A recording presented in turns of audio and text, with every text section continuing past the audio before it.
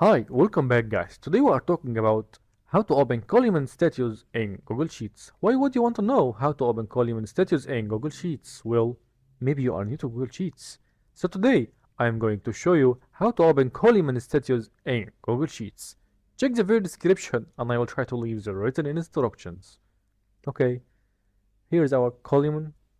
We want to open its status. Let's stop here to highlight it. Go to date and column status. Now it gives you all what you want, all the count, okay, value, frequency, cells. When you stop on it, it highlight on the real column here. Stop it again. See, marketing 12, fiancé 12 row, department 1 row. It's a title. Now total row 1000, empty cells, unique value 4. That easy, guys. When you change the column, the result changes too, like this. Let's change name column, it changes too.